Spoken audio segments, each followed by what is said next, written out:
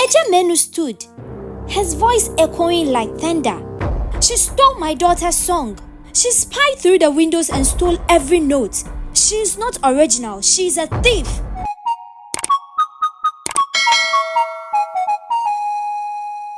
A long time ago in the village of Adembra, a girl named Agyeiwaa was born into the fire of family hatred. Her mother, Mami Jemfua, was the only daughter of a great herbalist. She fell in love with a common farmer, a quiet man named Agyeiwaa, and left her father's riches to marry him. Her older brother, Agyeiwaa, a proud and arrogant man, was furious. He felt betrayed not just by his sister, but by her choice to love someone he called beneath the family name. When Mami Jemfua died giving birth to Agyeiwaa, Agyeiwaa refused to take the child in. Let her grow up with her poor father, he spat. She will amount to nothing just like him. Not long after, Agyeiwaa fell ill and died, and little Agyeiwaa was taken in by her blind grandmother, Agyeiwaa's mother.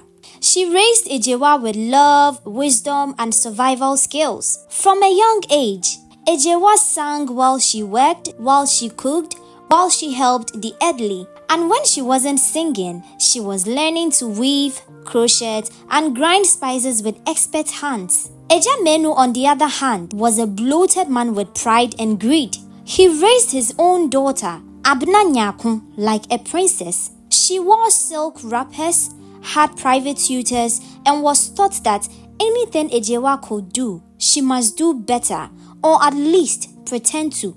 But here is the thing. Abna had a soft voice, sweet but shallow, pretty but empty. Agyeiwaa couldn't stand the fact that his orphaned niece had more natural talents than his own pampered daughter. Then came the Royal Talent Festival. The king had declared a search for the most talented young woman in the land. The winner would become the official royal performer, live in the palace, and dine with nobles. Agyeiwaa was hesitant, but the village encouraged her. She was their pride, their hidden treasure. She rehearsed with the river. She practiced under the moonlight. Meanwhile, Agyeiwaa plotted. He sent servants to eavesdrop as Agyeiwaa sang in the forest. Abna mimicked her tone, stole her lyrics, even practiced how to tilt her head just like Agyeiwaa did. And then the day came. The entire village gathered. The drummers played. The judges sat with their scrolls and silence.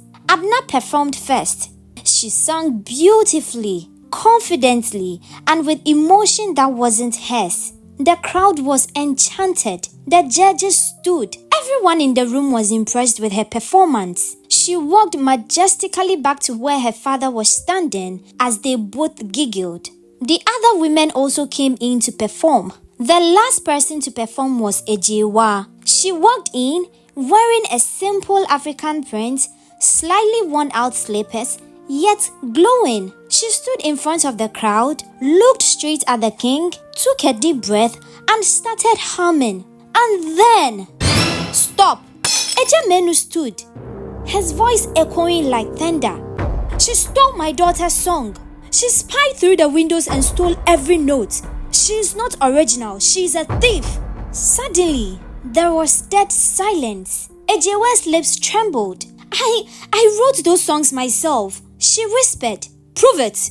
Agyeiwaa snapped. The king, unsure, looked to the crowd. Whispers spread like wildfire. The judges hesitated. And just like that, without singing a single note, Agyeiwaa was disqualified along with all the other women, and Abna Nyakun was crowned the winner. That night, Agyeiwaa sat by the fire, tears in her eyes. I don't belong anywhere, she told her grandmother. But the old woman took her hand and said, My child, a lion doesn't beg sheep to understand its roar.